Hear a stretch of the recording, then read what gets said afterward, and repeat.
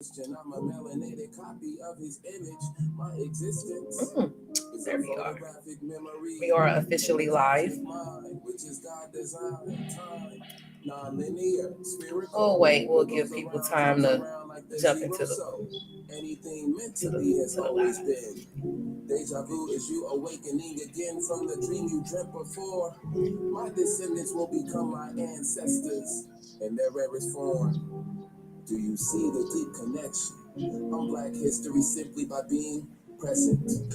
My present being is a presence. I do and say nothing, and you still feel my essence. Blessing the moment occurring in an instant. The ignorant with the low vibes can't comprehend it, so they scoff and run away. And they hate by the way that they talk. I can tell they were taught by the fake. All right. We got a couple of people in the room right now. We're going to go ahead and get started before I move forward. Thank you, Miss Juju. The music you hearing in the background right now is from my boy right here, John Skywalker. He is available on all streaming platforms. If you're looking for something laid back, cool, pure hip hop, please go ahead and download him immediately. Go ahead and get started. This is things that people don't want to talk about, brought to you by God Level. That will be me. My name is actually Renee. I'm originally from St. Louis, Missouri. I'm down here right now. 314 Emo St. Paul Vest Sodas. If you know, you know. I am an entrepreneur. I am a nurse. I am a mother. I'm a best friend. I'm a cousin. I'm an aunt. Sister. I am everything good. John, you want to go ahead and represent yourself? John Nicholson here, aka John Scott. I hear feedback. Uh okay. Feedback? Yeah, we're good now. We're good. Okay, John go ahead. Nicholson here, aka John Skywalker, the sly talker, lyricist, spoken word artist, martial artist, personal trainer, lover of life, student of psychology, and father. So, like she said, that is me, John Skywalker. That is Theory of Being from my first album, Dimensions. I have 3 albums available on all streaming platforms: Dimensions, Higher Dimensions, and Light Benders. Final Dimension will be coming, if not this year, the beginning of next year. So, yeah, go ahead and cop that if you guys like positive hip hop, conscious hip hop, real lyricism, golden era hip hop. That is me. Also, y'all, like I said, I am a personal trainer and I am taking clients as of right now. We can train you virtually, get your body right, whether it be for this summer, next summer, uh, whatever your fitness goals are, just contact me at master.johnskywalker on Instagram. That is my Instagram. If you are looking to get your body right, and just keep this in mind also, physical fitness gets your mental health proper. It's an outlet for that as well. So if you are looking to get your mind and your body and your spirit right, hit me up. Let's go ahead and work. Salute. Salute. This is you there? Hey, Right on time. right on time. Actually, brother, you want to Yeah, go yeah. ahead and represent yourself? Adjust your camera. uh, newborn everything on Adjust social the camera. media platforms. As always, I am. I want to hold things. I apologize for my tardiness, technical difficulties. I'm here. Yeah, adjust your cam, pull it down some, so we can see all of you. Me, me. Oh, Good. there you go. There you go. Yeah, I'm there just we All go. right. working. Yes, you a little choppy of just a tad bit, just a tad bit. Are you for Um, real? just a little Yeah, choppy. yeah. Yeah, It's a little it's fuzzy. okay. It is okay. Mm-hmm. Wait, let me because had to screenshot this comment. Um, if you all been following the show all month, you would know that our focus has been on mental health. This is Mental Health Awareness Month, and as we come to a close, we're going to talk about mental health in Black families. The first 2 weeks we talked about Black men and mental health. The second 2 weeks we talked about Black women and mental health. This is our fifth Sunday for this podcast in this month, and we're going to talk about Black families and mental health. My boy John, I love him to death. He came up with 2 questions this week and posted them. The first one was, why isn't mental health a topic that families discussed often? Yes, it's hold on. Okay. Oh, thank you for grabbing that for me. I went through some of the comments, and a lot of people are basically saying it's um ashamed, fear of being judged. And then let's just be honest, we don't know how. Hmm. Language. Yeah, how do you start that conversation? How do you sit down and talk about something like that? Which got me to thinking, with my new diagnosis, I'm going to have to sit down with all of my children and have a conversation. But yeah, and then you brush it off as being, oh, they're just crazy. You know, you've normalized their mental health as that's just them. That's just how they are, not understanding that there's an underlying problem to why they are the way they are, and that they need help. Hmm. Anybody want to add to that? Because I got a comment. I don't even want to say this person's name, but she Yeah. hit it on the money. We'll go ahead. We'll go ahead. Let's hit it then. Let's go ahead and hit that. We Okay. can follow up. People have passed on ignorance. She came through the door swinging. So many were taught that counseling was for the weak or mentally insane, especially in most Black households. Instead of speaking of trauma, you're told to man up, suck it up, or don't talk about what goes on in this house, which teaches children not to express their emotions, to hold it in, which over time becomes toxic. When conflict arises, parents often yell over the children, then say, go to your room. You got that. Go ahead. Can y'all do that? Okay. Yeah, I mean, I'll have it. thank you. Where was I? When conflict arises, parents often yell over their children, then say, go to your room, which teaches isolation. It doesn't allow them to process their emotions or be heard. Not enough people are willing to unlearn unhealthy behaviors that continue these cycles. They actually continue them, which how generational curses continue. No one wants to be vulnerable enough to say, I've learned incorrectly and I may need counseling to help challenge my way of thinking. Why did I emphasize children? Because most of who we are started then. We have given the coping skills, defense mechanisms, and trauma response the title of characteristics. We say that's just how I am without questioning why. I could go on, but will not. It's too many grown children walking around this world who are 40 in physical age, but their emotional age Ooh. is 10. Ooh, goddamn. Who is, I need her to friend me. We need to be friends. This is why we see grown people throwing tantrums and acting a fool. They weren't taught right to begin with, and trying to teach them that they weren't is very hard. They weren't. I don't even want to read another comment. That was that comment right there. That was it. That was the comment for me. Do you want to share anything, John? Because after reading that was everything in a Um, nutshell. Shoot, there was so many. I was very Dude, impressed. yes, very impressed. I want to thank But everyone who took out time to answer that question. Now, where are you? Because I would love to hear from you. The number has, oh, what is this? Calling with your thoughts, mental health, 229-921-1958.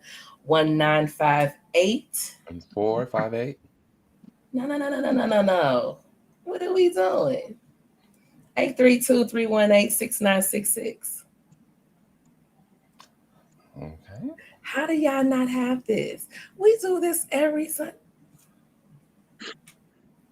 That's why I asked. You 6966. There you go. Hey, Joanna, call in, honey. We want to hear from you on your thoughts on why we are not having this conversation in the household. I want to hear from everyone. We had a lot of people that made that left comments, but I would love to hear from some people. Y'all want to answer that question personally, John? We treat mental health. You know what? How can I do this? There we go. Yeah. No, it says we treat mental health as if it is a personal choice. It is a condition. Oh, God. Yeah. Thank you, Jose. If I were to review all the comments, and I want to thank everyone out there who replied. There were like 50, 58. approximately 60. Yeah, it was like 50 something comments, and everyone had some very valid points. I'd say at least 99% of them. There were probably a few in there were like off to the wayside, but Mm-hmm. we have a general grasp of the problem as a society. One comment that really stuck out that I remember is from Seal, and Seal made a very good point uh, in terms of giving the previous generations some grace.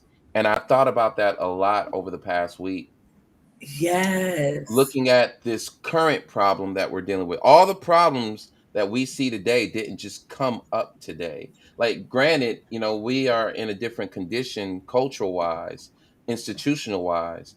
We're under a different condition, but you really have to look back at the 80s, the 70s. What was the language that people were speaking back then? Mental Mm, health was not a word mainstream wise. Mental health was not a word, a concept mainstream wise. And yet, ideally, that would have been the most optimal time for us to get started on it. And some people did.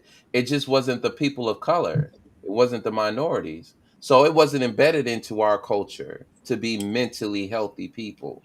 We just had the presumption, right, that you had to be resilient. Again, we didn't have any of this access. So if it's not a cultural phenomenon, if it's not a cultural norm, how can you speak about something that you don't even have a language for yet? mm. So we go these we Now. endure for these generations, right? We are in the generation now. This is it. Now that Yeah. the internet gave us more access. So now we can have more discussions publicly. Publicly, I'm saying. Right. And so these ideas, we have so much access to these ideas now. This is the time to do it. So if you think about where we were internet wise before 2010, what did we really have? Telephone. And then people weren't talking like that online, right? Mm-mm. So if we weren't doing it in our households, if we weren't really doing it on the stage like that, like, I mean, just think about the TV shows that we watched back then, Mm-mm. Right. right? So a lot of us are discovering this through YouTube, and then mainstream media catches up. Then mainstream. So now it's becoming mainstream. So Seal was making a very good point about, giving some grace to our predecessors. They were Right. operating at the level that they knew how at the time. They weren't really Right. given much resources or much access. And I think that's another consideration. But ultimately, what I gather is we can't even start the conversation in our families until we understand the language. We have to find the language to talk about, our experiences. And we're doing that every generation. We're figuring that out. Even for Right. kids. How can kids talk about things that have hurt them emotionally when they don't even have the capacity or the language yet? Likewise with adults, right? So if we as adults don't even have the language, how can we give that to them? How can we expect them to get it all of a sudden when we don't even have it? So they're going to look at us the same way that we're looking at our grandparents, our uncles and aunties. Like, dang, why didn't you guys figure this out yet? How did you guys not figure this out yet? Yeah, yeah, yeah. So a little bit of Right. grace. We got to be a little bit more graceful. Grace and some forgiveness, and don't blame. You And can't just blame them. understanding. Yeah, you I can't also blame think them. that the reason why a lot of people responded to that particular post Hmm. is it seemed to align with what happened last week with the mass shooting at the Hmm. school. So it seemed to be connected to that because everyone always asks that question: what's up with the family? This kid, right? We're saying this kid had to have come Hmm. from a family. So what was their family unit looking like? What were their family values? How was he parented? It becomes a mental health issue because deep down inside, we're making choices, right? Deep down Hmm. inside, we all know that we're making choices, but you're making choices, as Hosea said, within conditions. So, what if Right. you're operating in a dysfunctional condition? So, at some point, Damn. we start to ask the question of, dang, is it really the institution? Is it really the laws? Yeah, yeah, that's part of it. It's That's not, and we tend to be myopic about the problem. As a culture, when something like this happens, we think, oh, it's an external problem. One problem isn't caused by one cause. Like there's no direct line of one cause. It's a multitude of things. So we're realizing that mental health plays a part in this. We're realizing that family dynamics play a part in this. We realize that economics plays a part in this. We realize that the academic culture or the school culture plays a part in this. We realize that our laws, our policies play a part in this. It's a lot of things. It's not just one thing. right. But when they Right. looked at that, a lot of them felt like, dang, yeah, this hits home. Mm. Would these shootings happen in our nation if everyone were healthy? That's the question. No. Would they happen? And here we are, we're thinking, oh, violence stops violence.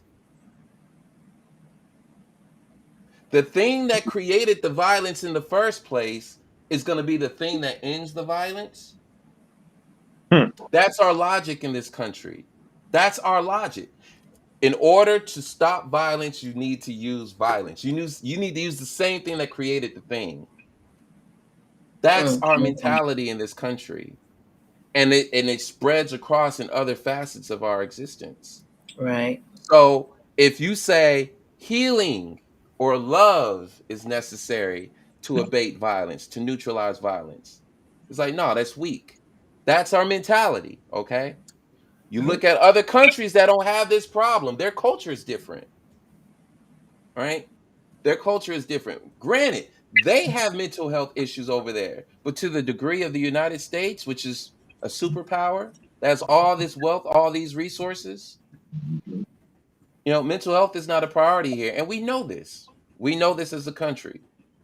And until we change that dynamic on the mainstream, and we're working at it, but something that I can appreciate more now than ever is that change is very slow. And the reason why it's slow is because everybody doesn't agree on what the change should look like.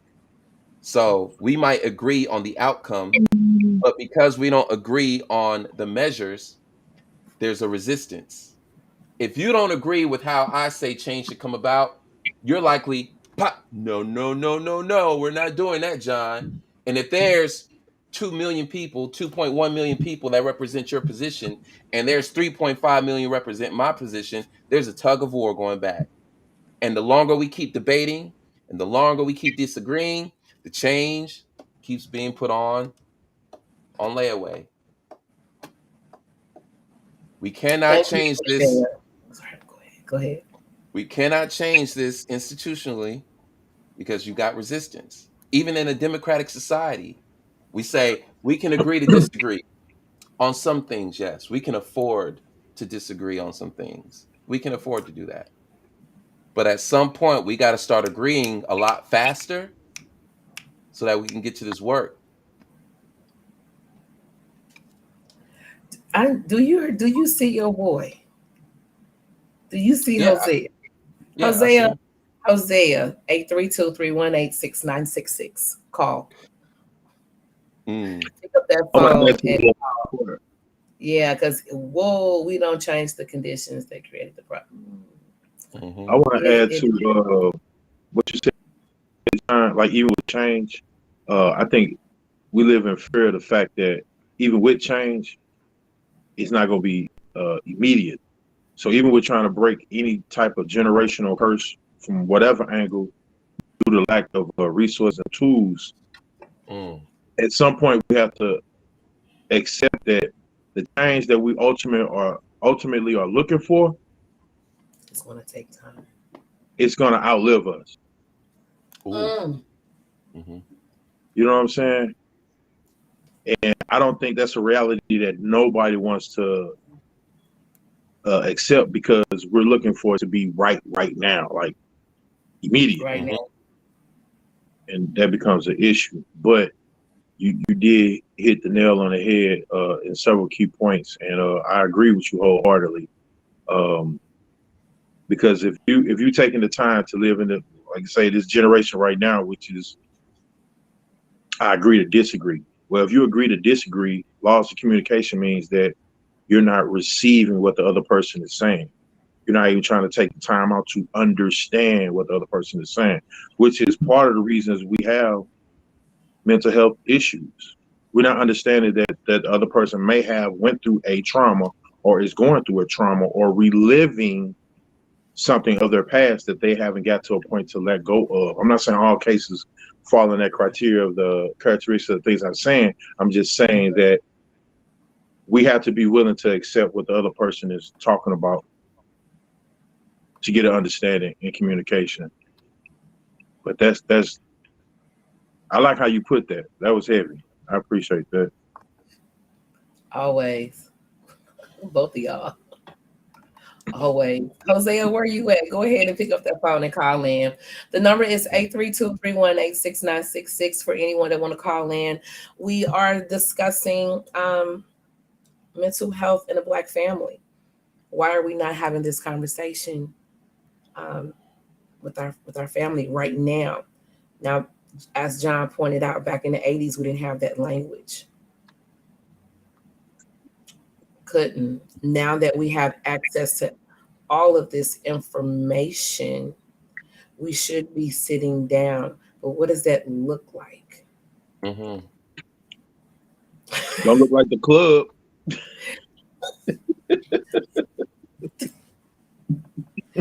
I don't go to the club. That ain't decided, nigga.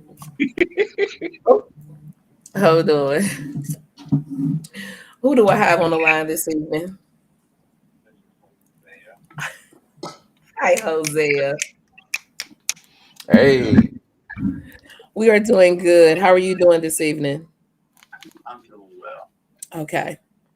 So first thing I want to say is, like John mentioned earlier, from 70s, 80s, 60s, we have made a lot of progress Okay. in our mental health.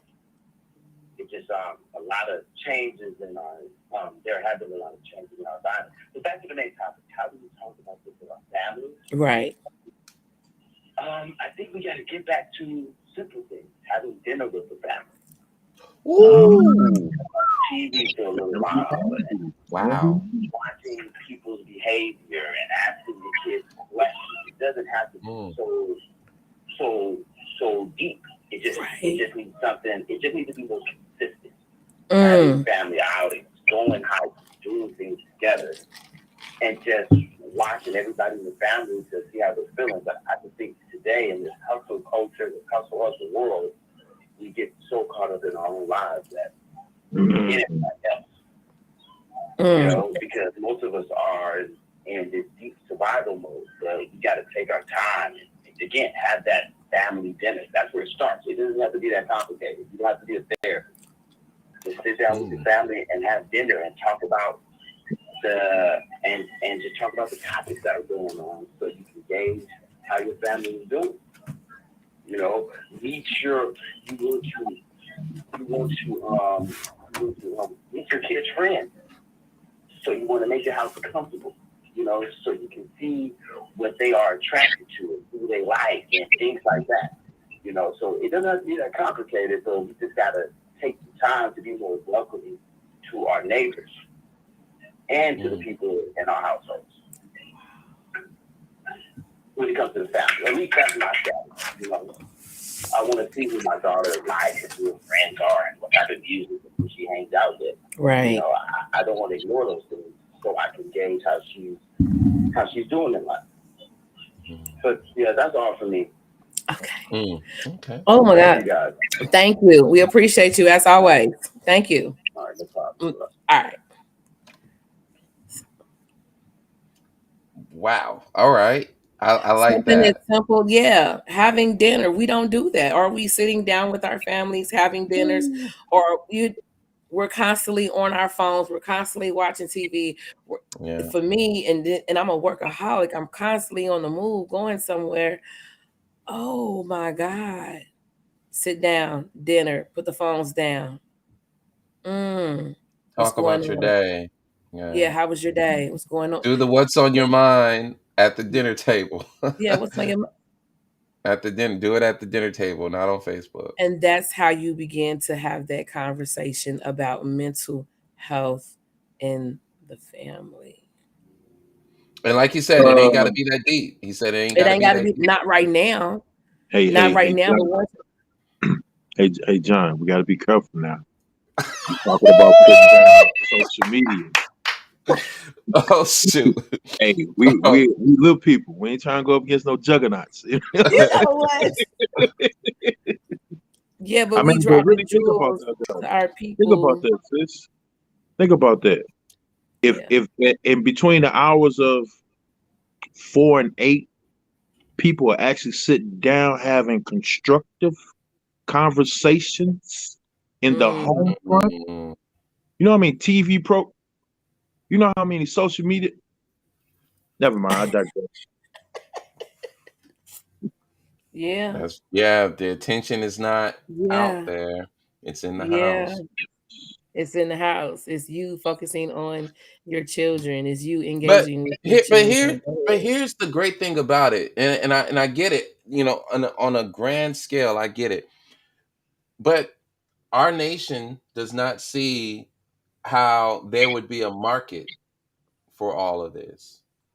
Imagine if mental health was a priority. What would be produced, culturally speaking, economically speaking, as a result? Can you imagine the rebranding of certain companies just to appeal to that dynamic? If family mental health was a cornerstone in this country, you would have a lot of companies rebranding to say we support that. Yeah. And they would be willing to put money behind it. I mean, just something as simple as, all right, when you guys have family dinner, now you're probably going to hear more companies coming out that's like, all right, we know you guys are busy. How about we create these ready to eat meals for you guys so that you can focus more. They got those already, yeah. Right. But I mean, it would be restructured because it's family health.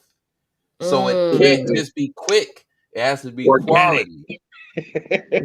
Because these are healthy people, right? So they're gonna be health conscious, right? Right. So the culture would change dramatically if it was centered on that. And they would just, I mean, of course it's gonna be some surface level stuff, but the point of this is I understand that given the current paradigm we're under right now, mental health is not profitable now. So it's not a priority because it's not profitable. but it can be, albeit, you know, there wouldn't be any authenticity in a lot of this, but still, at least we're moving in that direction where it could be authentic, where there's Right. companies that truly care about the family's mental health and their practices in nurturing that. Mhm. So, yeah, I was saying that to Newborn's point though about, you know, what it might potentially like. Oh, no, we can't have that. You taking money out of our. Facts. And that's how it would be in today's world. That's how it would be viewed. We as the people don't realize how much power we have. We can shut a store down just by not shopping there no more. Well, see, that's the thing. That go back to what John said. So, and then also with family dinners, and what both of you saying are real heavy key Yeah. points. If you continue to keep the certain culture families separated Distracted. and distracted, and they never come together to work as a unit or as a team, Right. they don't have social skills for real. So we're actually trying to keep a certain type of mental issues going on to keep feeding the machine itself. Mm-hmm. Which is the corporation. Yeah, I mean, think about something as simple as, and I ain't trying to get off subject, but something as simple as you're told to go to school, get an education, get a job, work for 40 plus years so you can get 401k and pension and benefits. Mm. You don't go to school to get told entrepreneurship, you can start this business, get this trade, create. We go to school, we taught how to work for someone else.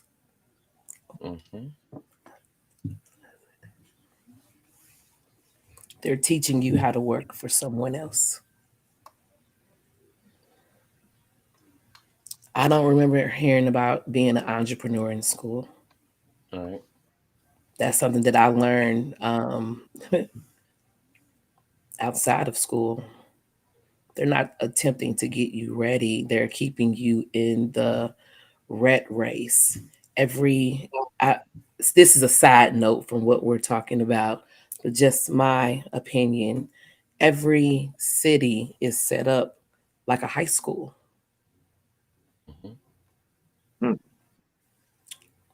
Sit back and look at it. Every city is set up like a high school. Everybody is clicked up. You have your haves and your have-nots. Of course, you have your sports teams. It's just, that's just who we are. Keep us distracted, keep us busy with this and that. We have commercials and advertisement that keep us going, and it ain't about being healthy and mental health. They Ain't don't no want to money in keep it. us living long. Ain't no money in it. Ain't no money in it. No. The money is in the treatment of the disease you're going to get from the food that's being advertised to you. Let me just stop. McDonald's, $5 billion and counting. Sold. And they came out a couple of years ago saying that they use pink meat, pink. You talking about paste? Pink paste to put in their burgers. Yeah, it's called filler. The filler. Yeah. It's a case of fries somewhere that's been sitting under a glass for years that have not molded. And this is real. This is for real. It's real. Yeah, it's real. Yeah. But you know what's crazy though? Since we on mental health, I mean, cut you off, sis. We're on mental health. Let's talk about how crazy this is. You know these things, right? But yet it don't stop a person from going. It don't stop that car line from being around the corner in the morning. You know what I'm saying? Don't stop nothing. For them sausage, egg, and cheese biscuits. Even when they found out Coca-Cola had actual Coke in it. Did you know they sales went up?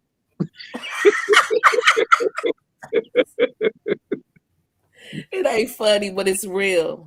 I mean, that's mental health though. Although in a lot of other countries, everything shuts down around 6. And Sundays, everything is closed. We Mhm. don't sit still here. No, we do not. Mhm. That is apparent in a lot of major cities. You can go to Vegas and look out the window at 3 o'clock and swear up and down, like, where are these people going? And it's just like constantly around the clock. New York, same way. All these big places, they don't sleep. We also have to be mindful of our choice of doctors. Some doctors are mental health too. Hmm. I'd like to address a Careful. factor in all of this, Go and ahead. we can pose this as a question: Go right ahead. Has individualism eroded the concept of a family? Has Fuck. individualism eroded the concept of I'm family? Because sorry. individualism is a core tenet.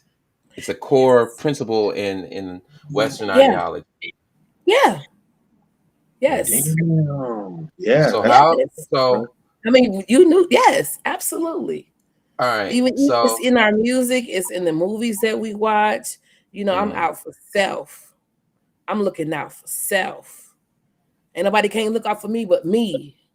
We talk about it all the time. Independent woman. We do we yes. It's all independent. about singling us out. Yeah, hell yeah. It's kind of You know, ironic. they're It's kind of ironic, right? when was the Now, last movie? Go ahead. so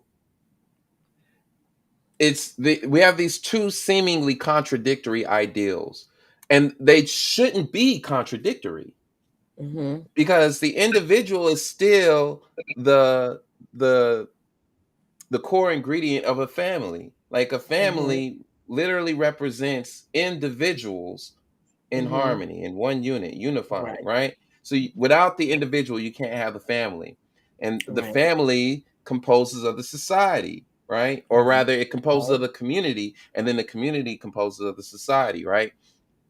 But with this increase in individualism in the Western world, you have to wonder what type of effect that has on the family, on the concept of a family.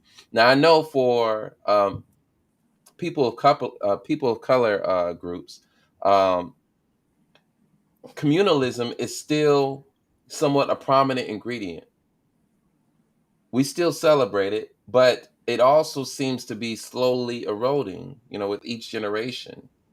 So We you have celebrate to it on wonder, huh? we celebrate it on holidays. uh, That's when So we get to yeah, so holidays. so there's Birthdays. also the question of if you're Mhm. promoting individualism, what happens to family traditions? What happens to family values? Right? One of the key functions of a family is to socialize and nurture the youth. We are in families to support each other, right? And we're trying to carry forward certain messages that we received for the survival of the species, for the survival of the family. Oh, go ahead and read that. Yeah, go ahead and read that from Yeah, J. let's Rob. say for instance, I'm damaged. I go see a doctor and he is damaged. And he damages me even more, sends me Mm, home to my family more damaged than I was before I visited. There is a real thing when in the healthcare field when they say that black women and white women are different when it comes to the treatment, and it is true. It is black women are more to die from childbirth. Hello, Miss D. How are you? You better make sure you hit this phone line, honey bunny. 832-318. Was it 318 or 316? 318. 318-6966. But there's a difference in the way that we are treated. They think that we can tolerate more pain, that we lied. When it Mm, comes to we die, it's more of us dying from childbirth than it is white women. They do not take our symptoms serious. There's actually a book out there, I wish I still had it, where it said that looking us directly in our eyes was a sign of disrespect. Mm. I was like, wow, the cultural differences. We do not get the same treatment. Oh, hey, Miss D, how are you? Hi, how are you? I'm good. Are you following along with tonight's show? We're talking about why is mental health not talked about in Black families. Do you want to add to that? Yes, I feel as though that it's not talked about in Black families because of the way that it to me this it's not a fact, but it's just like it's my personal fact. The way that our mind was prone as slaves, you know, we so used to being hush mouth. And when it came down to the Black family, you know, I'm gonna take it personal because it's in my family. Back in the days, you know, the elders used to say whatever goes on in the house stays in the house. Right. So it's just and mental illness was looked upon as a disease, like something bad. You know. So there was a very like a subject you just don't even talk about in a Black family. You know, they made it as a lifestyle, like, you know, Bud is just crazy. Really, Bud has a chemical imbalance. You know, that would be the appropriate thing to say. Right. But the Black families, you know, and us as a Black family, we just feel as though that's in our DNA to act a certain type of way. Would you say we were pre-programmed? We were pre-programmed or programmed during slave days? On the mental aspect, yes. Yeah. Yes. Just I just also feel as though that, like I said, mental illness was looked upon as just something that was just horrible. That, you know, and that's just what we run with even now today. You know. And it's different. It's different, but mental illness is definitely real and it's hereditary. Yeah. Your great grandmother could have been schizophrenic, and it probably skipped your mom, your grandmother, and passed on to you. You know, but on a spiritual aspect, I really believe all these man-made names like schizophrenia, bipolar, I really feel as though it's in my life. I look at things spiritually.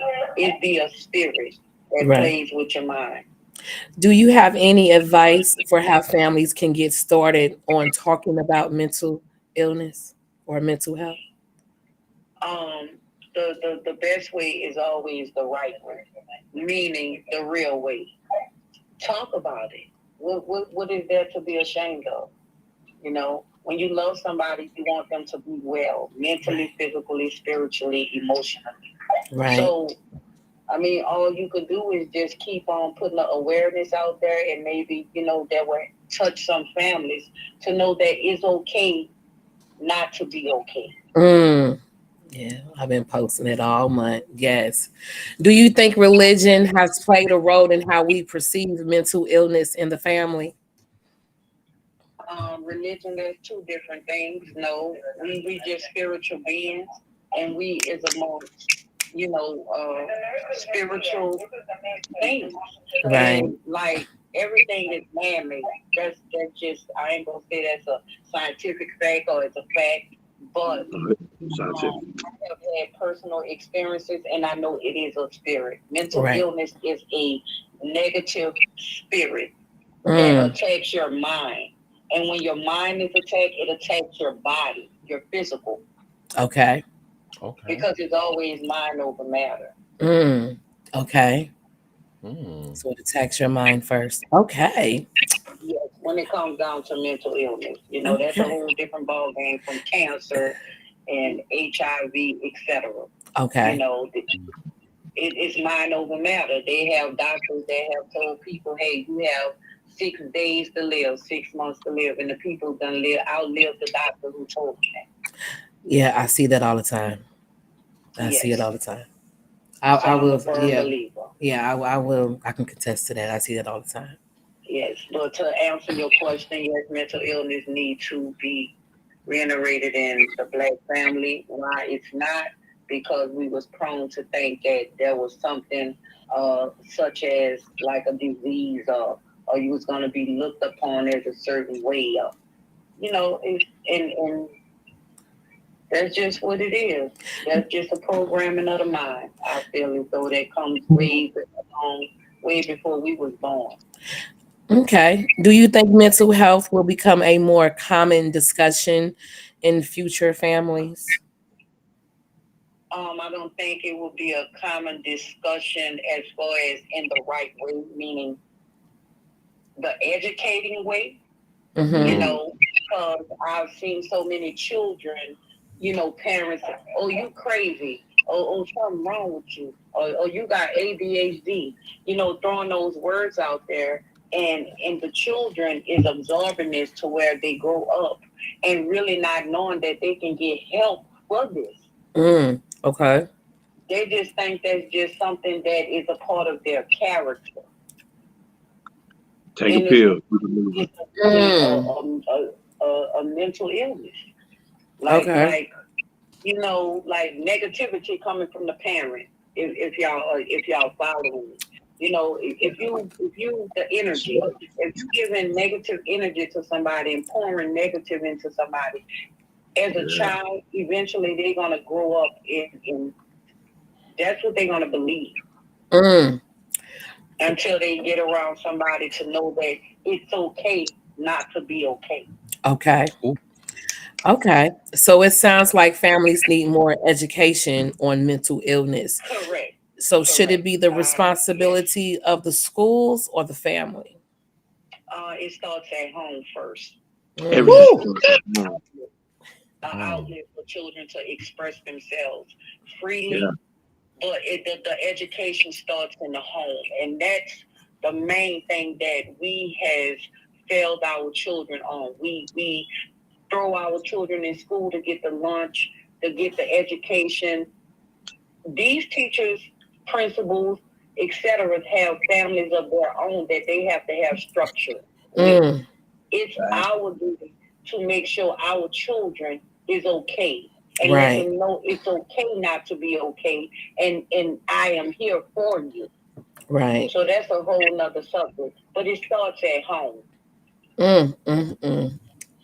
Miss D, I want to thank you for calling in. I know you've been trying to catch my show all month. Just working. Just working. It's okay, but I want to thank you for calling in. You have been gracious. Thank you so much. We really appreciate it. It was my pleasure. Thank you. You guys have a good night. All right, you too.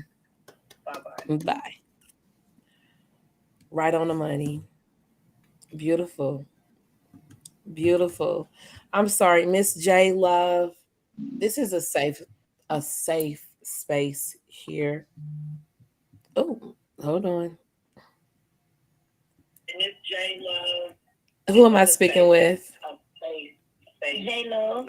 Turn us down in the back, love. J Love. Who am I speaking with?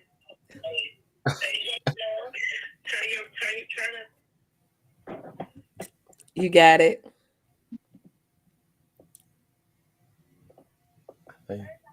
Wait a minute. Can you hear me? You sound kind of far away.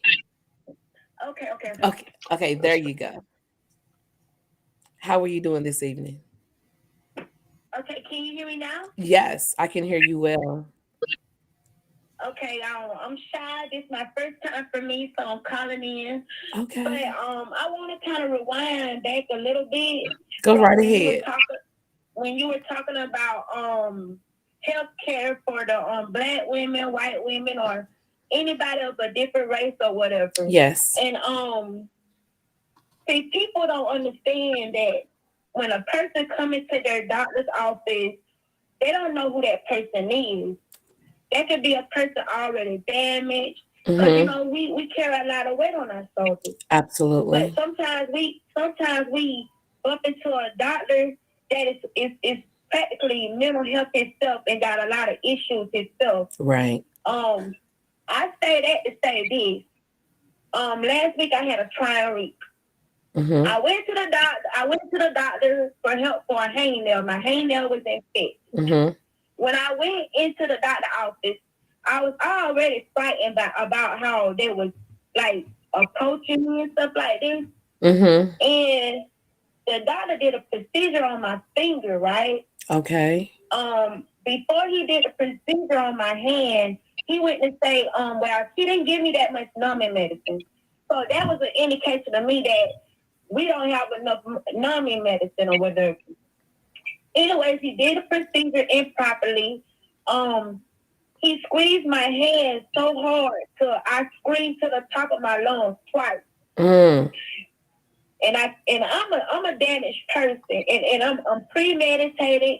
I overthink things, and I must admit I have some mental health issues. But since I have went through that trauma, I have came home. I have been so troubled. I have been unable to cook. I have been down in the dump, and I've also almost like went back into isolation. Like, it is a serious factor that how we as Black women, we get treated when we seek help from a doctor. Even as far as when we seek help from mental health doctors. Like, I have seen doctors that didn't take me serious or look at me like, oh, she's not telling the truth or she's extra or something like that about my own, like about my issues. And I just want to bring awareness to us going to the doctors and stuff. We have to be careful, right? Because I'm already a person that's trying to overcome my obstacles. Right. As well as I have a friend guy that now he's scared crapless to go to the doctor, and he's mental health. Now he's scared crap to go to the doctor for his liver problems because of what they've done to me. You know what I'm saying? Right. So I'm saying to myself, like, what can we do if we're just straight fighting of the medical system? You know? Right. Okay, I'm going to let you know now that you do have the right to file a complaint against him.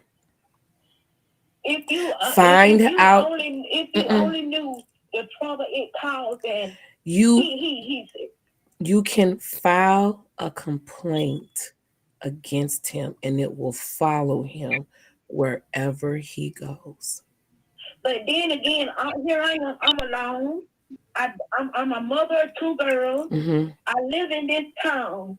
This is where my family goes if they're sick. This is where I go if I'm sick. This is where my mama goes if I'm sick. So I'm fighting to even like speak up. I understand that, but you're probably not the only one. And I'm just not opening up. I'm just not being able to talk to people. Right. I'm just not being able to come on platform right. because of my past trauma. It's okay. I've been through. It's okay, but I want you to be strong enough to file a complaint so that that this doesn't happen to someone else. Yeah. Please. I will help you. I will help you file this complaint. You give me the city and the state, this man's name. Yeah, I'll be more than happy to help you with this. And then it's like he was crazy. I call him a mad doctor because he cut such a tiny slit in my finger that no infection could come out. Nothing could come out of that tiny hole. And then he took my hand with both of his hands, not one hand, to press. He took literally both of his hands and pressed down on my finger with all of his might. I screamed loud as I could. Did no other nurse come in? So wait a minute. Hold on. nothing Hold on. happened. Time out. He did this procedure by himself in the room with no one else there. No doctor there. No nurse Okay. there. You need to file a complaint. It is like posting a review on Amazon. You need to file a complaint. I am definitely so do. serious. So now here I am already damaged. And then I'm sitting here like already hurt. I'm fighting against all my battles, overcoming obstacles, and then boom, just like a brick wall I done ran into because he didn't care about who I was. He just was evil and just like almost gave me a setback on my journey. Mm-hmm. But see, I have willpower within me. Right. And I have the love of me and my girls. So I know that I can't let him knock me down. I have to continue to fight. And you have to file a complaint against him. And I will. But I screwed up. Yeah. Here I am, a mental health patient, and you wanna damage me to even more. That's right. Crazy. And that's even more of a reason to file a complaint against him. He doesn't need to be working on anyone else. I understand. Yes, ma'am. I understand. That was, and I'm serious. I wouldn't wish that on nobody. Right. I wouldn't wish, I wouldn't wish that on no one. And here I am already gathering myself, trying to move forward with my life, but I still got that vision in my head, like where he stuck me vigorously and squeezed my freaking finger vigorously. Mm-hmm. So can you understand how I do trying to be strong? I do, and this is the reason why you file a complaint against him. Ma'am. You write it all down from the moment you walk through the door, your experience, who greeted you, paperwork, conversation, who was in that room from the beginning of that procedure to the end of that procedure. So now that I live here, where am I to go for health care if I speak on this man? He is not the only doctor. He is Where not. Am I to go now? He is not the only doctor there. That's tough. That's not tough. You cannot. And that's do what needs to be done. Yes, do what needs to be done, and we can't use that as an excuse. Well, where am I supposed to go now, or what am I supposed to do now? We have a person that's in a position of power because he's a doctor, and he's hurting patients. You don't have to settle for that. Girl, I never, out of all my years, I'm 38 years old. Mm-hmm. As I concentrate on my life, as I look down my life, I can say I have never, ever felt that type of pain before. Mm-hmm. I have never felt that type of physical pain ever before in my life. Okay. Not in childbearing, not in anything. Right. It was one of the worst days of my life, and I will always remember him. Mm-hmm. Always. Okay. And I'm sorry for calling in with this. No, it's okay. You're fine. You're fine. Maybe next time I'll be talking something different, like it's how okay. I overcame. How you overcame this, how you filed a complaint against him. Yeah. You keep us updated. I overcame this. Right. I overcame this. Absolutely. You keep us updated. We're here every Sunday at 7:00. Thank you so much for listening. All right. No problem. Yep. All right.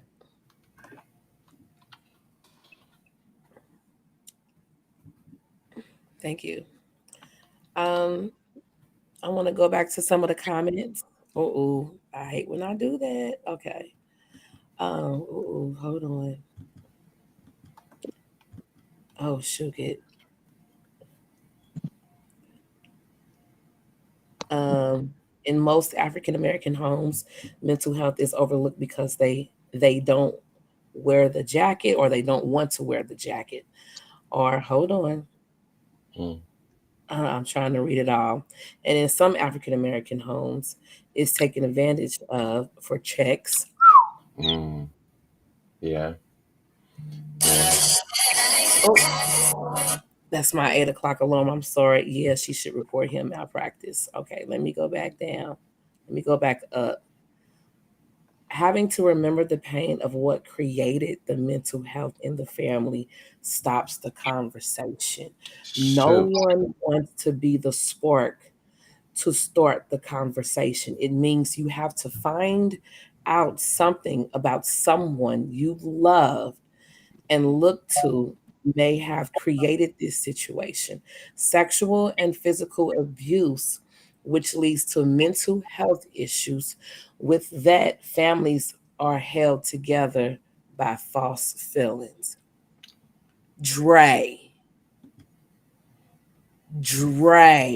call in. That was from Dre. Yeah. Dre, where you at? If you're watching right now, I need for you to call in, brother. Dre watching, he always watching. That was it. That was it right there. You don't want to start the conversation. Oh my God. Accountability.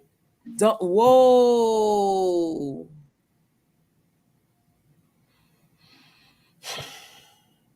Oh my God.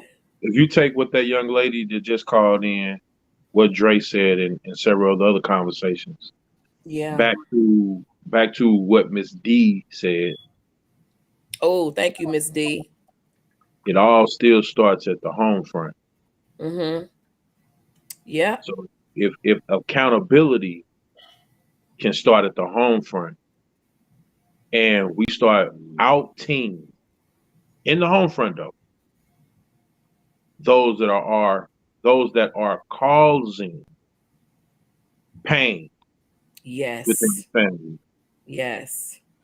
The hardest part about that is being able to create safe practices and safe environments to even hold those conversations. Mm-hmm. Wow. Like the lady said, Non-judgmental. yeah, you know what I'm saying? It's kind of hard for a child, like I had said something last week, it's hard for a child to look at the very person that is of authority in the home front, but it's also the accuser. Oh. You understand what I'm saying? I said that I brought that up last week. Like, what do you do when that's the issue? If mama is constantly beating you, or dad is sexually assaulting you, or brother, you know what I'm saying? That. Yeah. What do you do? What do you do? But at some point, it has to be had, and like John said, accountability. And I don't know, you got to get rid of this individual ideology, because most of this stuff happens because everybody on their individual kick. Mm-hmm. Mm-hmm. So you're not gonna have no family structure. I'm gonna get mine because I see you getting yours. Yeah. Yours. Yeah. I get mine. You getting yours. You know what I'm saying? Yeah. And we kind of paying attention to the grass being on the other side instead of trying to, water our own grave. Right there, that boy. Yeah. So I mean, it's just difficult. Go ahead, John. My bad. I was gonna say to add to your point there. Again, when we talk about these things, the question is, what does it look like, right?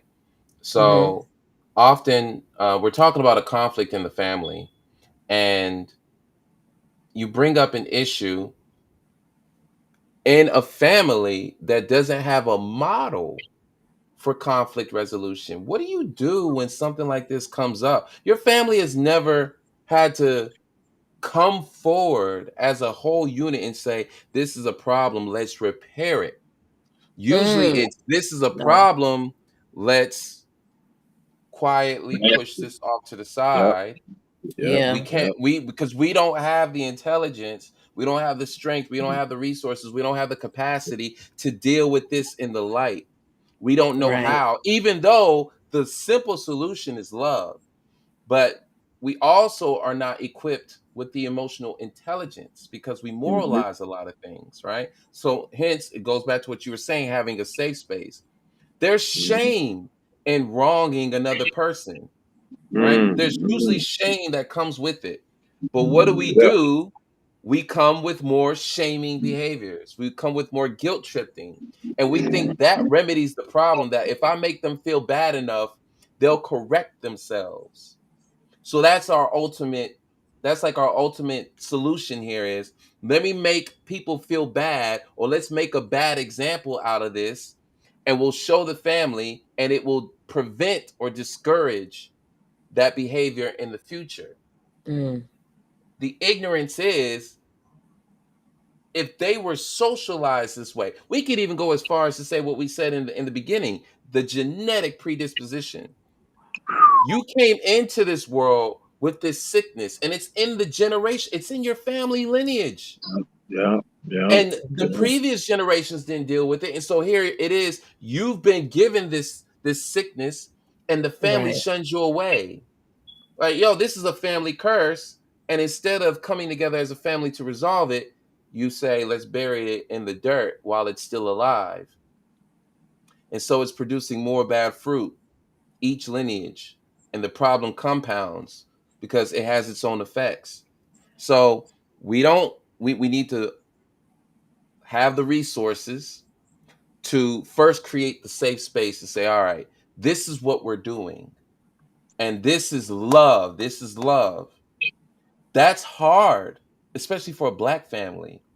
That's hard to say, all right, we don't agree with what you did, and we're going to separate the behavior, the wrong, from who you are. That's hard for us. That's hard for us to do.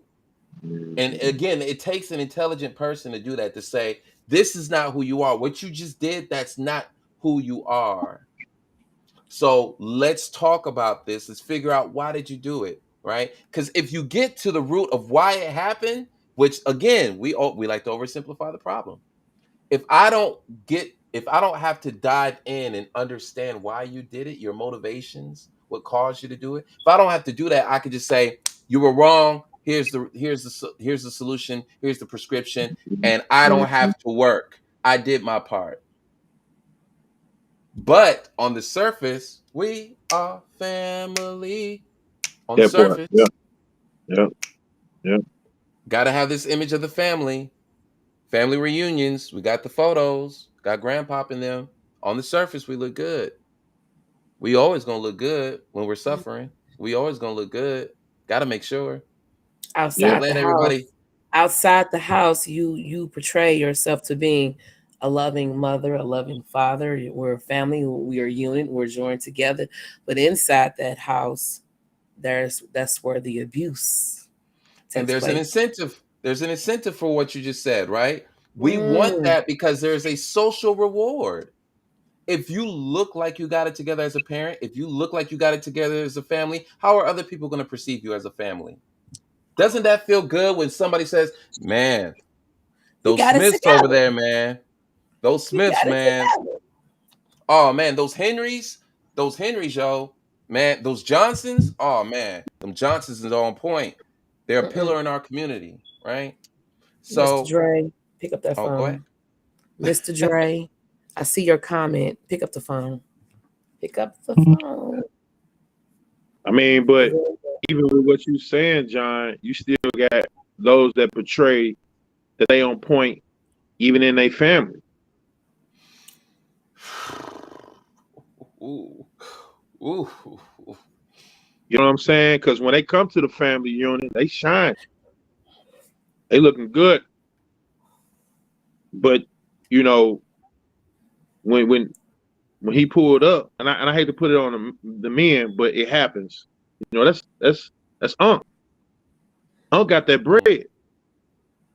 Unc makes stuff happen. Matter of fact, Unc paid for the family reunion, the T-shirts, the photo booth. Oh. 7 pounds of chicken. But he also raped Keisha. So when Keisha go to say, Mom, Unc did such, my brother ain't do nothing.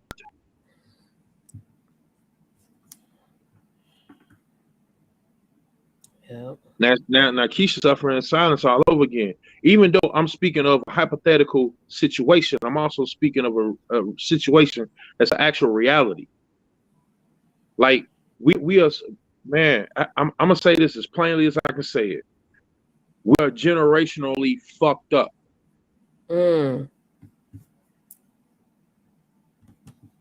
Say it, baby. When me and John had the conversation and we talk about like it go from this problem to this situation to this issue to this generational curse to this trauma to this PTSD to you got all these somatic systems, what they call them, compound interest. So you may speak on this one particular thing, but it opens a door to this particular thing, which opens up another door to this particular thing. So you hit this one little secret that's been in the family for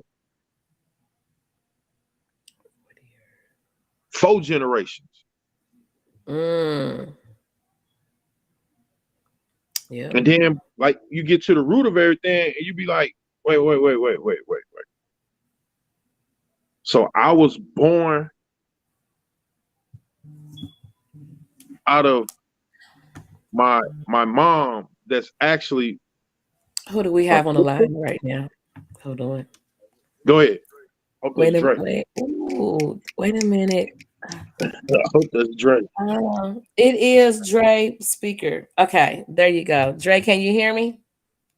Yeah, I do. All right, go ahead. Oh man, yo. Yeah, I just I'm always a little reluctant to call on nothing, because that family thing is a big topic, man.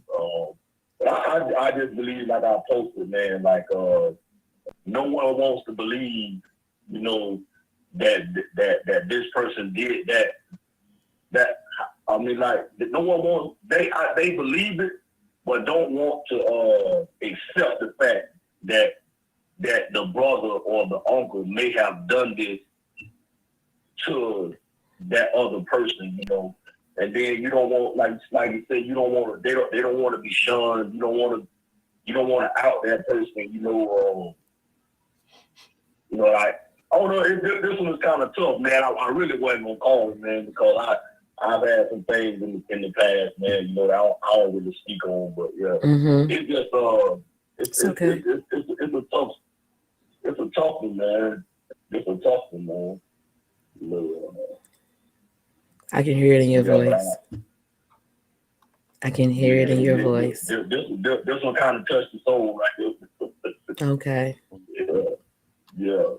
But yeah, man, everything I agree with everything y'all saying. I just want to call and tell y'all, man, I appreciate y'all. I tell y'all all the time, but I appreciate y'all, man.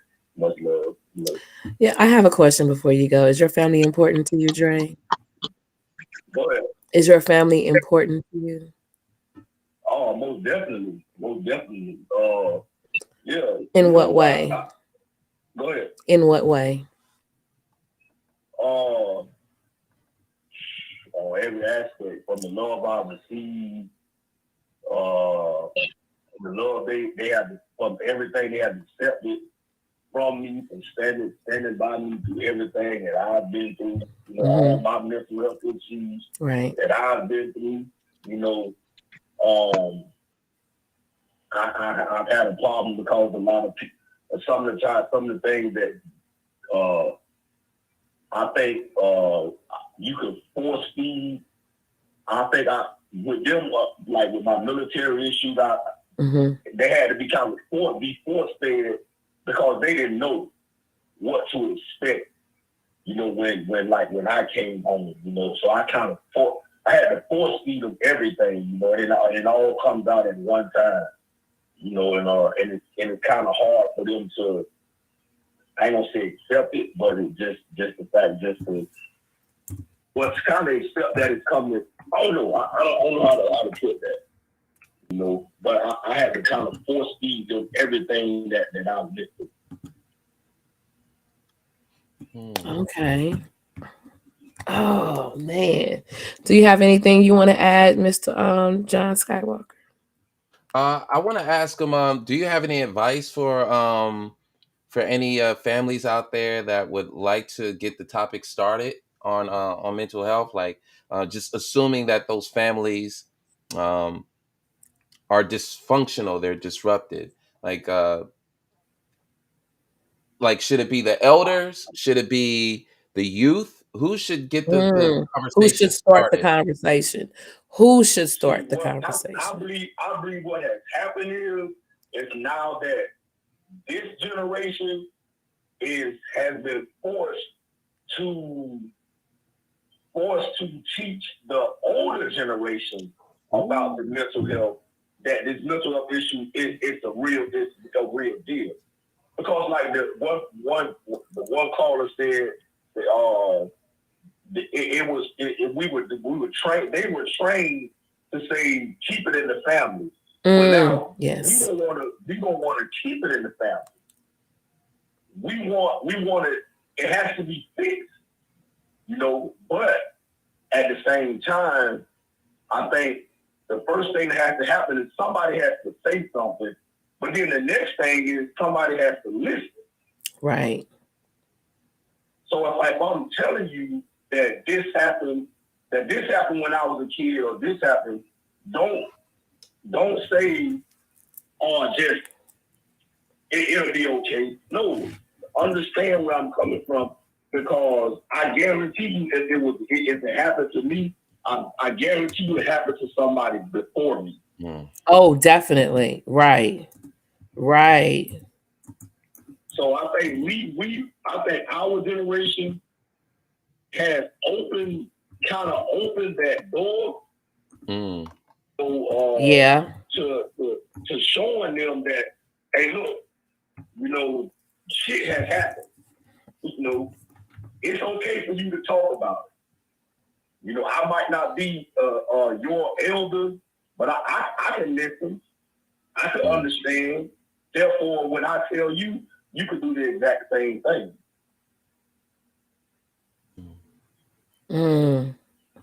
Okay. Yeah. So it's gonna come down to us doing it. It's gonna come down to us doing it. We have to break it for the generation below us. So when it happens to them, they'll be able to do the same thing. Oh, absolutely. It's small changes that's going to trickle down. Small changes. Just like we were taught to shut up, now we can teach our children to speak up. Woo! Yeah. So yeah, definitely, it's going to take us to do it. Corey just said it. Corey White just said it. The young generation will have to do it. We can start it off right now, and then let our kids take the baton. Yeah, they can carry the torch. Yep. It's going to be a gradual thing. Yeah. It ain't going to happen.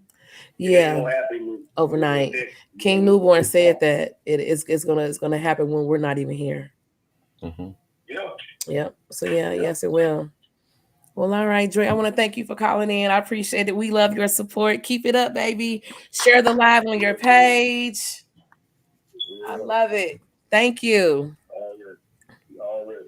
All right. Corey. Call. Corey White. I just said your whole name. Call. The young generation will have to do it. Yeah. But this is the start right here. How do you have the conversation? You start by having the conversation. And that is what we are doing right now. We are acknowledging that there are some things that need to have a light shined on in all those dark areas in our family.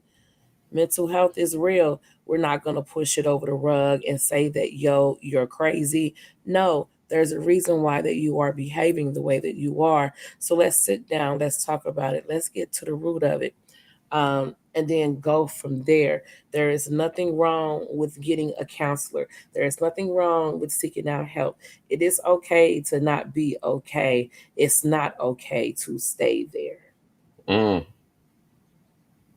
That is the thing. And we need to normalize mental health as that's what that's what oh yeah, I was feeling some kind of way. I went and seen me a counselor, was in therapy for a year, yada yada yada. Do what you feel you need to do for this up here. You only have one. That's it. I know it's a challenge, but yeah. What do you need me to help you do, Miss J Love?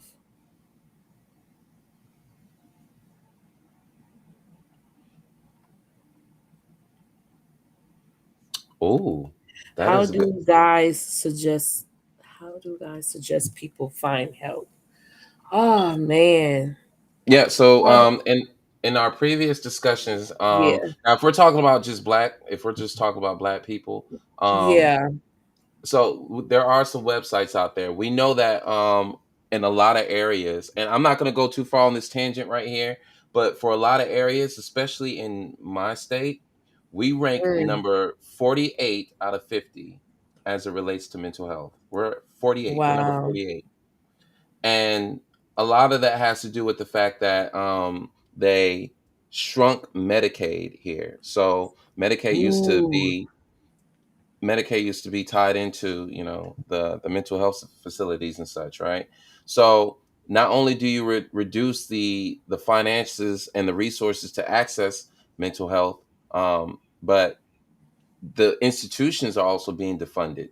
So it becomes privatized, and therefore only certain people can access it, right? So we we're recommending, for the most part, that you opt for telehealth. There's a lot of mental health deserts out here, Yeah. and I'm just looking at my state alone. It's like, yeah, you can't even do it locally, really. So the first thing that you have to do is, if you're working, um, oh, that's a good point. Call 211 and they can point you in the right direction. But if you're Thank trying to you. be proactive, if you're working, there is a high probability that you have healthcare insurance, and it's it's rolled into your package. So, consulting with your healthcare provider and asking them, hey, what's in the network? But also asking them if they would subsidize for telehealth. So there's a lot of telehealth resources out there. I know just for black men, you can go to blackmenheal.org. Um, Yeah. Black and girls then, therapy. yeah, Yeah. and then, yeah. And So those are the two. Those are the first two that I would recommend. For minority populations. But overall, I would push for telehealth. That is a big thing for right now. A lot of people are kind of apprehensive about it. It's it's not really. It's still kind of new, but not really. A lot of health professionals are pushing for it in terms of having more access, and then just from a business model standpoint, if you're a therapist, you get more clients that way. So just from a client's perspective, you have more access. You have a higher probability of being aligned with a therapist that is culturally competent, oh, because you're not absolutely. limited. Yeah, you're not limited to just your county. You're, I could be getting mental health treatment for someone who lives in Arizona or someone who lives in Washington State. But opt for telehealth, folks. But I also would have to ask the question of, before you go reaching out, do you understand what your problem is? Like, do you at least have an awareness of the problem? That's one of the key questions that you need to ask yourself before you enlist yourself to a therapist. Figure out what your problem is so that you can communicate that. Absolutely. And it's therapy for black girls. And when you go onto the site and it tells you to find a therapist, they will give you like several with different degrees on what they are competent in working with. Hmm. And it'll be all over your city and where you're at right now. So yeah. And J Love, yes, I will definitely be able to help you. All right. Megan, Talkspace is pretty thank good. you. Call 211. They can point you in the right direction. Speak with your general MD if you have one. Absolutely. Thank you for that information, babe. It's my sister. It's my sister. Oh. That's the boss. She's the boss at work. Even though, and I'm the big sister, I still give her that fucking respect. I love it. Well, Are we I'm gonna do just a quick pivot, right? Again, okay? because I really want to encourage people to start having these conversations, and it's a big question of what it looks like. It I'm like sorry, who am Hosea I said. speaking with? Hey, Who am I speaking with? Corey West. Oh, Ooh, yes. Yes, the one I told to call. What did you wrote something that just I was like, oh I wrote no. something about the generation. The young generations will have to do it. Yes. Go ahead. You speak want to on go it. ahead and speak on that? Well, listening to, and I can use my family for example. Okay. We talk about a lot, like we didn't talk about a lot of stuff when we come up because of, don't say nothing because this person does a lot of, this person, I will hear how to say this person does a lot here, this person does a lot here. But yet, they can say what they want to say, but we couldn't say what we want to say as a young generation. And we couldn't speak our mind as in that sense. But like now, me, even my sister, we talk about a lot of stuff. Like my mama could come to me and talk to me about stuff. And she may talk about another relative, and I'm like, well, you're telling me, let's talk about it by telling them so they can understand really what's going on, because they may not think what they're doing is wrong. Right. That makes sense what I'm getting at. Yes. So it hinders a lot of can't get with this family because of I don't want to hurt nobody's feelings. I don't want to cause any friction in the family. And that does mess up a lot of family mentally. And a lot of family don't get together because we don't want to start no mess. Yes. But the young generation now, like me, my sister, all my cousins, my grandma, grandkids, we can talk amongst each other about certain things. And we can talk to our parents about certain things. And we couldn't never talk to our parents about certain things, or our uncles or us about certain things. Now we starting to be able to do that. And they're starting to open more about it and make a dialogue about it. And it's starting to, you can see the, no friction, but you can see the smoothness of it.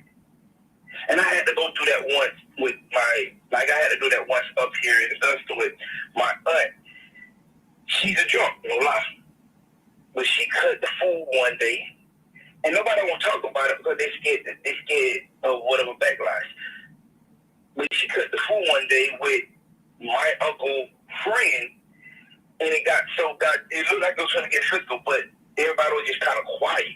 I had to step up and shut it down and let them know, like, we don't do this. This is not what we're doing. And we talked about it, and you can see this. You can see the relief of it.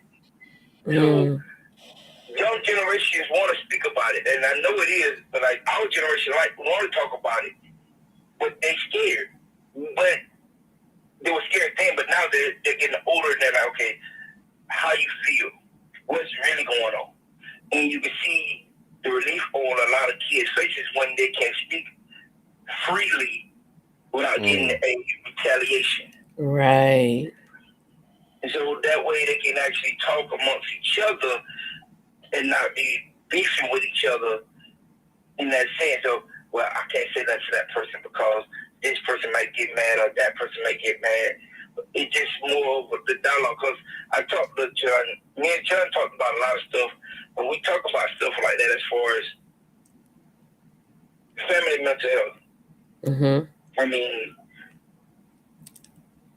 black family, even when we talk about black family mental health, and you think black family mental health is worse, is bad, be honest with you, white mental health is worse than ours. Because they're more mental. We can talk, but they can't talk. To this day, they can't talk. I'm not trying to bring an end on this, but it's worse. And the way we're starting to get better, I see it. It's still a work in progress, but we starting to get better as a black family. Oh, yes. And I deal with a lot. I mean, all my homeboys are married and got kids. And we dialogue amongst each other. That's up here in Augusta. We dialogue them, and I can see them talk amongst each other with their kids, with their wives, and with their family. And you can see it's the relief of how it is with the family. And they can talk about, like, man, I talked to my wife, talked to kids, and boom, everything has got better. However, but the kids are kind of bringing it more to can I talk to you freely? Like my son, he speaks his mind. I let him speak his mind to me. He talks to me. Sometimes it takes a minute, but talk to me. Because that's what I don't know where we're gonna be able to function. You gotta be able to talk to me. Right. And I don't want to shut it down to not let him talk to me. Right. Because that's gonna affect everything in the future. If I shut him down every single time he wants to speak his mind. So teaching a young generation, us as our generation is starting it. So we are still young generation. I don't think nobody on this phone is over 40 yet. We still a young generation that they still got to teach the ones that behind them. And we're starting that to teach the one behind us to be able to speak and talk about what's going on without being shut down. Right. Yeah.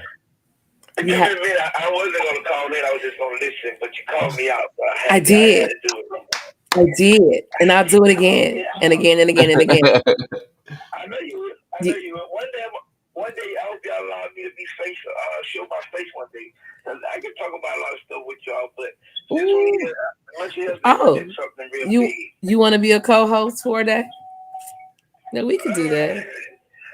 I'll let Joe have to put me up for that one. Yeah. Shoot, hey, if she's open, I'm open. Shoot, we could do that. We could do that. Yeah, I mean, I'm always open to having just strong people on here, strong-minded people, strong. So yeah, that I'm open to it. We can talk about it later on in the future. That'll be great, though. I want to thank you for your support and you're sitting back and you're watching us. I appreciate your comments. I appreciate you calling in. Thank you, and we look forward to. Thank y'all for doing this. I mean, we need to talk about this. I mean, mental health is a serious thing. I mean, I talk about it to multiple people either in a way. I mean, I'm not educationally strong on it, but I know it's real. You don't, You don't need a PhD to see that it is real. Yeah. You really don't. You can talk about it. Yeah, absolutely. Yeah, and that's right here. This right here, conversation. How do you start it off? Someone's going to see this and it's going to and implement this. They're going to start doing it. They're going to have that conversation with their family. They're going to open up that closet door and go ahead and face that demon of theirs. Yeah. Right. So yeah, we're helping someone. We just don't know who it is yet. Everybody that come on here and listen. I'm telling you, everybody that come on here and listen to y'all talk, and then they go back and they speak with someone else, it's gonna spread. It's just like we going just like that. God or anybody else, it's gonna spread. Thank you. Thank you for saying that. I receive it. Yeah, that's how it is. Yeah, I receive it. Oh my God. All right, Mr. Corey, thank you for calling in. I really appreciate it. Thank you. All right. God have bless you. You too. Bless up.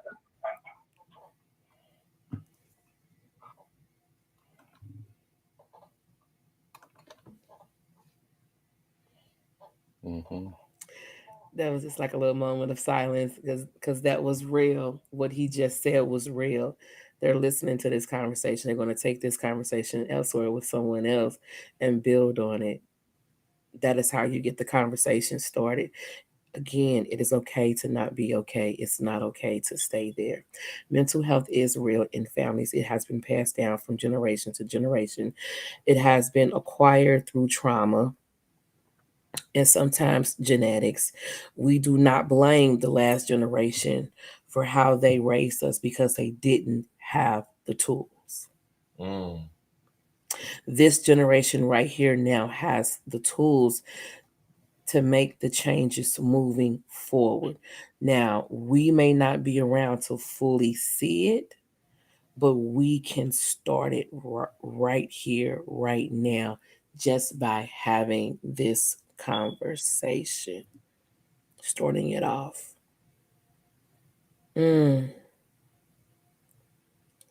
Anything you want to add, John? Because this has been great. Yeah. This has been a great conclusion to Mental Health Awareness Month. I do agree that our generation, we're right in the middle, and we are burdened with the responsibility of the awareness of the family dynamics, the family problems, the family issues, and seeking the resources, including the language, acquiring that and implementing that in the family. It's recognizing our role, it's recognizing our responsibility. You know, that's why we're in the family. You know, you're in the family to contribute something and receive something from the family. So something as essential as developing the language or introducing the language when it wasn't there before, you pioneer the family, you advance it forward. And that's how you innovate when it comes to family tradition. It is now a family tradition for us to talk about mental health. Think about that. It is a family tradition for us to talk about mental health.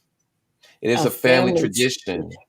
It's a tradition. To communicate properly. Right. Communicate. So, I mean, it does take on our part. And again, you know, we all learn in different styles. You ain't got to buy a book because I know everybody gets bored with reading books.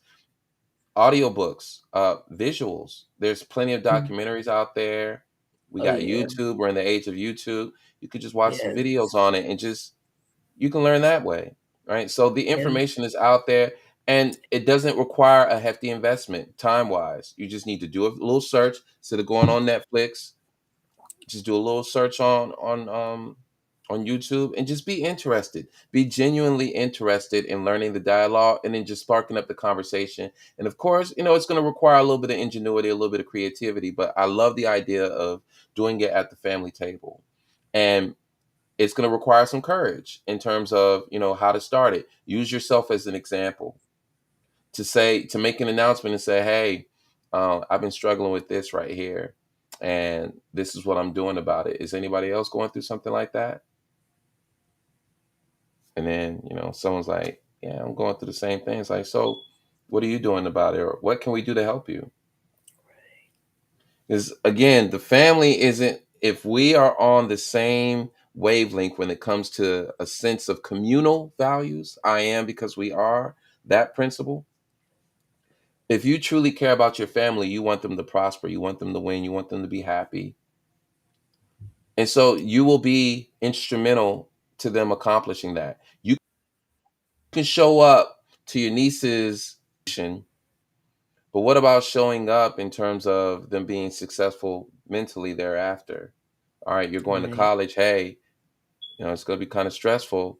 Are you prepared for that? Or, hey, here's something to look out for when you're, you know, dealing with other men. Or, hey, son, this is what you know, the small conversations. I have the conversation with my son. It's not every day, right? But one thing I will say, and then, you know, I'm going to kind of pull back. If you can't do it with the bigger family, if you can't do it with the extended family yet, start small. You need to build your own model of what it looks like. Start with your kids. It's the easiest place to go. It's the easiest place to go. And you start off by being vulnerable yourself. Don't even focus on them yet. Be the model first. Show them what it looks like, and then they can mirror that. Don't make it seem like you got it together and then focus on them and bringing it out of them. Be the model first, show them how it's done, and then you can invite them in to showcase whether they have uh, a mental problem or not. Something that we as Black people struggle with is being called lazy in lieu of being called crazy, the L word, Mm. C word. There's a difference between being depressed and being lazy, and both of them, like the laziness is a trigger. I'm saying this in lieu of what my son had experienced a few weeks ago. He said something to me where it was in a text message. He was just saying, I don't want you to think that I was being lazy, and he was just really asking for a sick day. Right now, there are times where he's lazy, very much, but as a family, we often overlook that sometimes because there's pressure on us. There's social pressure on us, societal, right? There's this stereotype that we're seen as lazy, even though we're some of the most hardworking in this country. I mean, we fucking built it, right? Right. So to Right.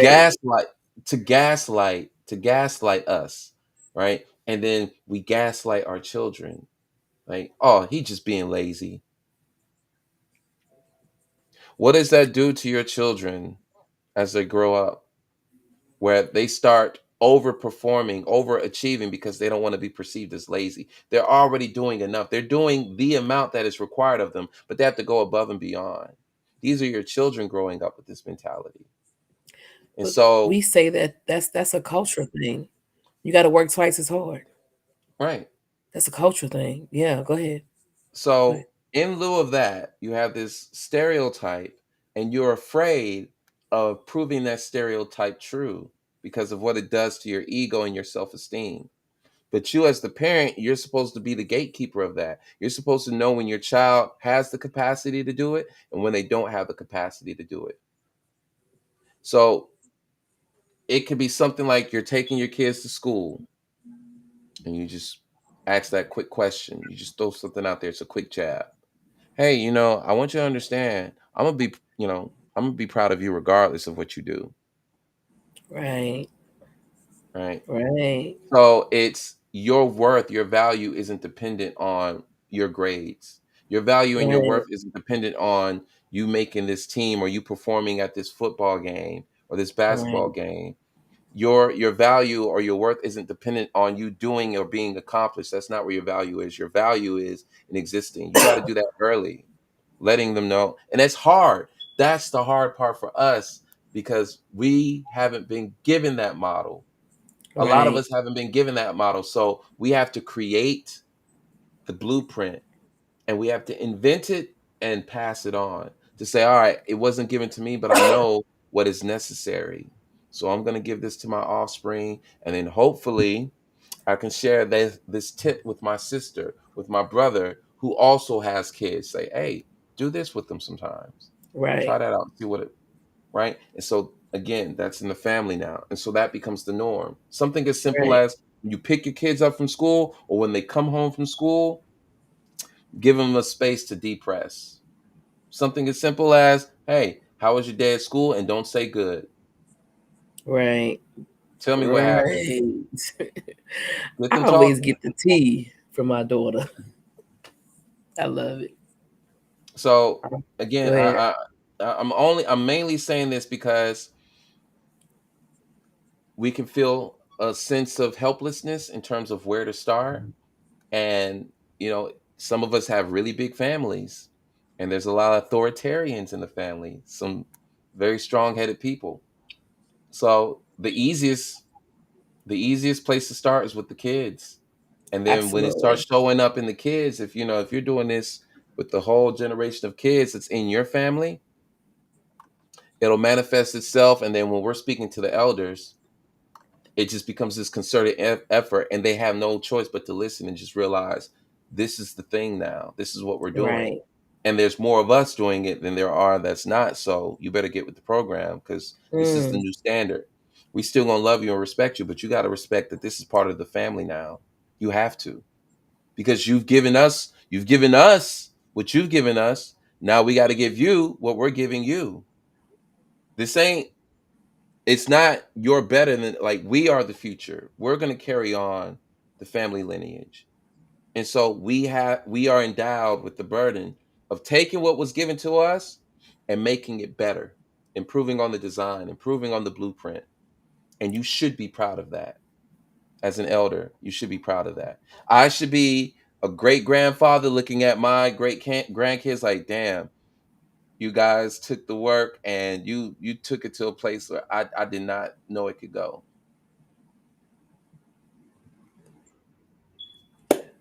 So that's what I got.